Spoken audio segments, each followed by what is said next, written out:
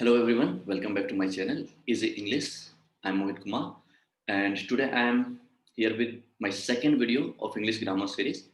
I've already uploaded the first one and I hope that you have seen it. If you have not seen it, the link is given in the description box. You can watch that video because in that video I've done an introduction about tenses, its types, कि tense क्या है, उसका use कहाँ पे करते हैं, कितने types होते हैं, क्यों जरूरी है. I discuss all those things in my first video.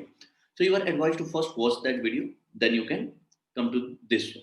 Because without that, this video will be able to, you will not be able to understand this one. First, you need to develop an understanding that what is tense. Then only you will be able to understand the types of tenses. Now, let's talk about tenses. I've already told you that there are three types: present, past, future. Now, if you look at its tenses, they have got four types. Like present tense has four types, past tense has four types, future tense has four types. So the first one will be, let's start with the present tense. So the first type is simple present, which is also known as present indefinite tense. Second tense is present continuous, which is also known as present progressive. So you can understand, you can note it down. Either it is called present continuous or it is also called present progressive tense. Then the third one is present perfect and fourth one is present perfect continuous tense. Okay. So one by one we will discuss all the tenses, their structures, their uses, and then we will do few examples. Okay. So I'll advise you to take your copies and pen so that you can note down the structure as well as its uses. ठीक है, तो आप copy लेके बैठ जाओ, copy pen लेके बैठ जाओ, सो दैट आपका साथ साथ में क्या करते होगे, आप जो यूजेज है या जो स्ट्रक्चर है वो भी आप साथ के साथ करते जाओगे. Now, first in this video we are going to do simple present tense and present continuous. So let's start with present continuous tense. It's a bit confusing one, a little tough one. So I'll advise you to pay attention. थोड़ा ध्यान से समझना और इसका structure अच्छे से समझना. ठीक है. Now, structure of simple present. Okay. Now, subject, we will write subject first, then we write verb 1 or verb 5. Now, this one is confusing. Verb 1 or verb 5 plus object. ठीक है. इसमें देखो, इसमें helping verb नहीं है, इसमें direct हम main verb भी यूज करते हैं. हमने सब्जेक्ट लिखा, then after that we have added the main verb. There is no helping verb here. And in the main verb also we have got two options, verb 1 or verb 5. And this one is the most confusing thing about this tense. अब तुमने ये समझना अच्छे से कि verb 1 कहाँ पे use करेंगे और verb 5 कहाँ पे यूज करेंगे. ठीक है. Most of the kids get confused. Normally when I ask कि where we use verb 1, where we use verb 5, they say कि verb 1 plural के साथ यूज होता है, verb 5 singular के साथ यूज होता है, which is not wrong, which is wrong. ठीक है. तो I'll tell you, don't worry, I'll tell you that where they are used. Okay. Now, where verb 1 will be used? Okay. Verb 1 will be used with first person, that is I or we. I singular हो गया, we plural हो गया, तो I और we है तो हम verb 1 use कर रहे हैं. It is also used with second person, that is you. Then it is used with third person plural. Now, यहाँ अच्छे समझना, third person plural, not with singular. Third person plural. And what is third person plural? That is they. तो basic, और उसके अलावा कहाँ पे use होगा verb 1 का? With plural nouns. If there is a noun and if it is plural, then we will use verb 1. तो basically कहाँ पे use हो रहा है? I, we, you, they and plural nouns. If these are the subjects, then we will use verb 1. तो verb 5 का use कहाँ पे होगा? बच क्या गया? अगर हम persons में देखें तो first person यूज हो गया, second person यूज हो गया, third person plural यूज हो गया, तो third person singular. So with third person singular, we will use verb 5. अच्छे समझ लो, third person singular है तो हम उसके साथ verb 5 यूज करेंगे. And what is third person singular? He, she, it. अगर ये तीन pronouns है, he, she, it, तो इसके साथ हम verb 5 यूज करेंगे. And if similar noun is there, then also we will use verb 5. Now, what is verb 1 and verb 5? तो जो मेन वर्ब होता है, that is verb 1. जैसे play है, P-L-A-Y, that is your verb 1. अगर verb 5 कैसे बनेगा? एस या ई एस ऐड कर देते हैं. जैसे P-L-A-Y-S, ये वर्ब 5 हो गया. Sing, sings, एस ऐड कर दो, वर्ब 5 हो जाएगा. ठीक है. तो I am repeating again, I, we, you, they और प्लूरल नाउन वर्ब 1 लगाना है. He, she, it and singular noun के साथ वर्ब 5 लगाना। तो आई विल एडवाइज यू कि इसको लिखना। ठीक है, now let's talk about its uses. Now, before going to use it, we need to understand what is the structure for negative sentence and positive sentence. क्योंकि देखो normally हम लोग क्या करते हैं, अगर हमको नेगेटिव सेंटेंस बनाना है तो हम हेल्पिंग वर्ब देखते हैं, उसके बगल में हम नॉट लगा देते हैं। जैसे for example I am a teacher, ठीक है, और अगर मेरे को नेगेटिव बनाना है तो क्या करूंगा, हेल्पिंग वर्ब है एम, मैं उसके बाद में नॉट लगा दूंगा, I am not a teacher. ठीक है, but what we saw in this tense simple present कि there is no helping verb, helping verb है ही नहीं, तो फिर बिना हेल्पिंग वर्ब के तो हम नॉट नहीं लगा सकते। तो क्या करेंगे इसमें, लेट्स सी। अगर नेगेटिव सेंटेंस है तो तुम क्या करोगे, you write subject, then you write do और does. This is very important. हम पहले डू या डज लगाएंगे और फिर नॉट लगाएंगे। ये सबसे ज्यादा कॉमन मिस्टेक होता है बच्चों में कि वो डू डज बिना ऐड किए हुए वो नॉट लगा देते हैं। तो ये गलती नहीं करना है आपसे। पहले हमने डू या डज लगाना है। अब सवाल ये उठता है कि where we will use do, where we will use does. तो याद है वर्ब वन का यूज मैंने बताया था, तो जिन जिन के साथ वर्ब वन यूज होता था there we will use do, उनके साथ हम डू लगा, क्योंकि डू देखो डू भी वर्ब वन है और डज क्या है, वर्ब फाइव है। तो जिसके साथ वर्ब फाइव लगता था उसके साथ डज, जिसके साथ वर्ब वन लगता था उसके साथ do. For example if there is a sentence, ठीक है, ही प्लेज क्रिकेट, ही के साथ हमने प्लेज लगाया था, ही प्लेज क्रिकेट। और सपोज करो if you have to make negative of this sentence, तो प्लेस वर्ब फाइव है तो उसके साथ क्या लगाएंगे, डज लगाएंगे। तो क्या हो जाएगा, he does not play cricket. क्या लगाए, ही, और चूंकि वर्ब फाइव है, प्लेस वर्ब फाइव है, तो उसके साथ डज लगा देंगे, he does not play cricket. Now one thing is also very important, यहां पे देखो वर्ब वन नेगेटिव है या इंट्रोगेटिव है। मतलब अगर तुमने डू या डज लगा दिया सिंपल प्रेजेंट में, ठीक है, मतलब डू हमने डू लगा दिया, डज लगा दिया, तो फिर इसको जो मेन वर्ब होगा that will be always in verb one, वो हमेशा मेन फॉर्म में होगा, उसमें फिर वर्ब फाइव लगाने की जरूरत। ऐसा नहीं ये लिख दो कि he does not pledge cricket, वो गलत हो जाएगा। प्लेज तुमने लिख दिया तो गलत हो गया, क्योंकि तुम ऑलरेडी वर्ब फाइव लगा चुके हो। ये जो डज है वो ऑलरेडी तुम्हारा वर्ब फाइव, तो अलग से एक और वर्ब फाइव लगाने की जरूरत नहीं। ठीक, suppose if it is suppose the sentence is I teach English, तो I teach, teach is verb one, तो अगर इसको नेगेटिव बनाना तो क्या लिखेंगे, I do not teach English, इसमें डज नहीं लगाएंगे। आई एम रिपीटिंग अगेन, जिसके साथ वर्ब वन लगता है उसके साथ डू लगाएंगे, जिसके साथ वर्ब फाइव लगता है उसके साथ डज नॉट लगाएंगे। आई hope it is clear. Interrogative sentence भी सेम है, अगर डब्ल्यूएच वर्ड है तो पहले डब्ल्यूएच वर्ड लगा दो, फिर डू डज, इसमें भी डू डज पहले लगेगा, then subject and then verb one. अब इसमें फिर से वर्ब वन लगाने, वर्ब फाइव लगाने की जरूरत नहीं। फॉर एग्जाम्पल अगर सेंटेंस है I teach English, if I have to change that into interrogative sentence, what I will do, I teach verb one है तो do, पहले मैं do लिखूंगा, do, मैंने do does लिख दिया, फिर subject do I teach English। ठीक है, वह cricket, if the sentence is he plays cricket, अगर उसको मैंने इंट्रोगेटिव में चेंज करना है कि सपोज मैंने डब्ल्यूएच वर्ड लगा दिया, तो व्हेन डब्ल्यूएच वर्ड आ गया, प्लेस वर्ब फाइव है तो डज लेगा, व्हेन डज, फिर subject, then the verb one, then the object. So when does he play cricket. तो ये जो स्ट्रक्चर है सिंपल प्रेजेंट का, it is a little bit complex but I have explain everything. ठीक है, so I hope it is clear, you should note down this structures और अच्छे से यहाँ पे कंफ्यूज मत होना कि डू किसके साथ लगाना है, डज किसके साथ लगाना। डू किसके साथ लगेगा, I we you they plural nouns, does किसके साथ, he she it singular noun के साथ। So now we have done the structure of positive sentence, negative sentence, interrogative sentence. Let's move to the uses. इस tense का use कहां करेंगे, let's talk about that. So the first is to express a habitual action. Habitual action मतलब habit वाला काम, an action which happens regularly, जो क्या होता है, बार बार होता है, हैबिट जैसा है, कोई काम जो बार बार होता है उसको क्या बोलते हैं, हैबिट बोलते हैं। तो अगर हैबिट का बात कर रहे हैं then we will use simple present tense. For example I loved it, I take it every day, twice thrice, you don't know, कितना भी, ठीक। So it is like a habit to me. तो मैं क्या बोलूंगा अगर मेरे को बोलना है, if I have to talk about this habit, what I will tell, that I take tea every morning. For example तुम्हारे घर में तुम्हारे दादाजी है जो सुबह सुबह रोज न्यूज़पेपर पढ़ते हैं, so that is a habit. तो क्या बोलोगे, my grandfather reads newspaper every day.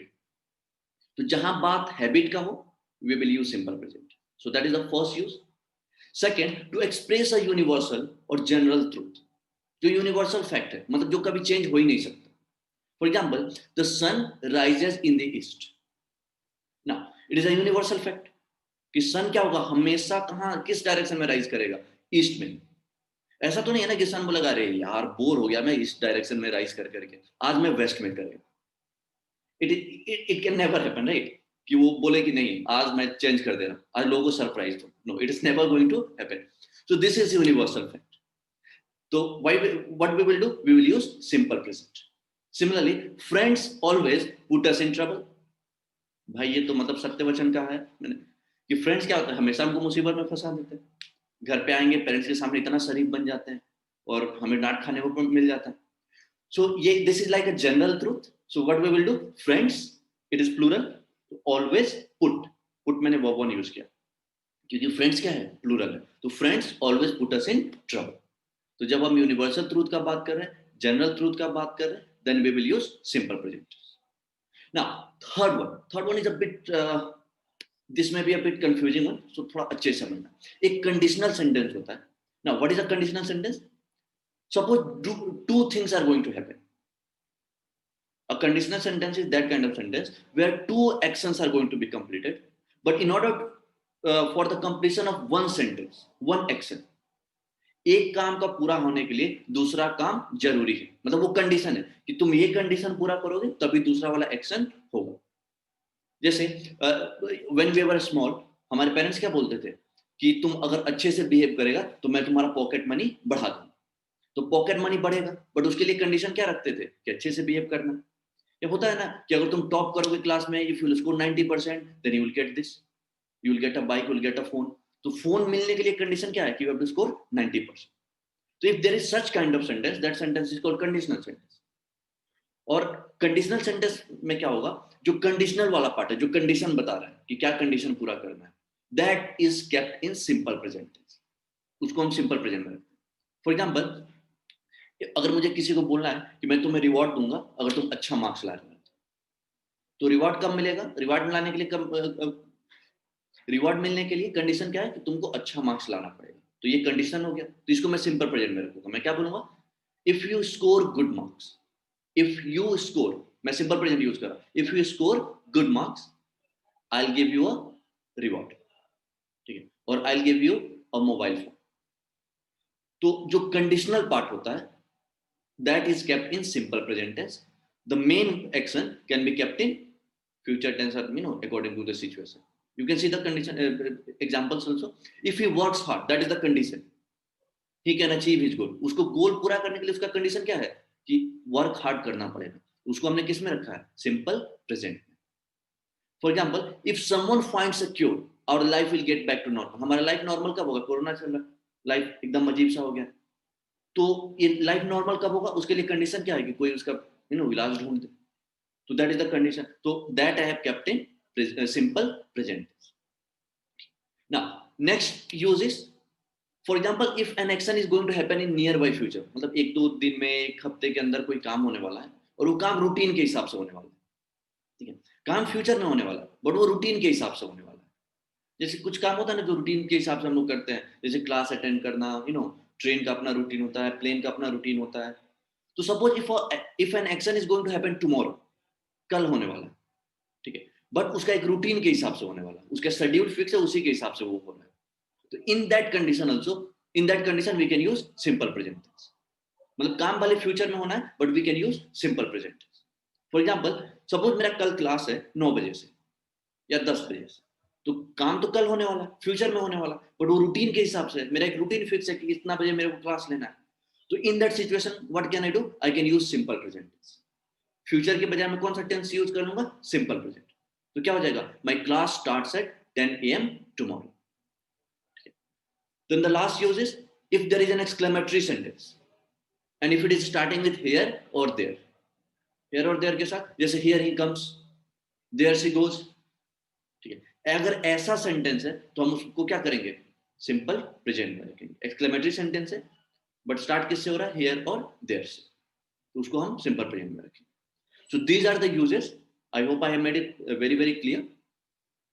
तो यूज अच्छे से आना चाहिए. तो तुम क्या होगा, जितना भी बैंकिंग से रिलेटेड क्वेश्चन होता है या बोर्ड में क्वेश्चन आता है, एरर करेक्शन या you will be able to easily identify कि एरर क्या है या इसमें कौन सा वर्ब सही से लगे.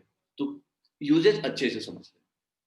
Now let's you can see a few more examples like Satmac broadcast Suryavansham movie every week. Universal fact है भाई, ठीक है, उसके बिना तो Satmac चलेगा ही नहीं. तो जनरल ट्रूथ है, यूनिवर्सल ट्रूथ है, तो इसलिए हमने क्या किया है, इसमें सिंपल प्रेजेंट टेंस यूज किया. Your behaviour reflects your upbringing. तुम कैसे बिहेव करते हैं उससे पता चल रहा है कि तुम कैसे फैमिली से आए या तुमको रेज कैसे किया गया. सो that is also a general fact. तो हमने सिंपल प्रेजेंट यूज किया. If I get money I will buy a BMW. ठीक है, तो I will buy a BMW, ये मतलब ये मेन एक्शन है, बट उसके लिए कंडीशन क्या है, इसको फुलफिल होने के लिए कंडीशन क्या है, इफ आई गेट मनी, अगर पैसा मैं कमाऊं. ठीक है, तो सब्सक्राइब कर देना यार, मैं भी. ना moving on, let's talk about present continuous. This one is very simple tense. जितना कंफ्यूजन था वो पहले टेंस में था. ठीक है, सिंपल प्रेजेंट कंटिन्यूअस का स्ट्रक्चर है सब्जेक्ट इज एम आर, जो हेल्पिंग वर्ब हो गया, verb four object. Verb four कैसे बनेगा, आईएनजी ऐड कर दो मेन वर्ब में. जैसे प्ले है तो आईएनजी ऐड कर दो प्ले. सिंग है सिंगिंग. टीच है टीचिंग. रीड है रीडिंग. और इसमें तो इसको नेगेटिव बनाने के लिए कोई ज्यादा टेंशन नहीं है. क्या करना है, हेल्पिंग वर्ब दिया हुआ है, नॉट ऐड कर दो उसके लास्ट में, उसके बाद में नॉट ऐड कर दो, तुम्हारा नेगेटिव हो जाएगा. So it's very simple. सब जैसे सपोज करो अगर है आई एम टीचिंग इंग्लिश और इसको नेगेटिव बनाना, so what will be the answer, I am not teaching English. After helping verb am मैंने नॉट लगा दिया, हो गया सेंटेंस.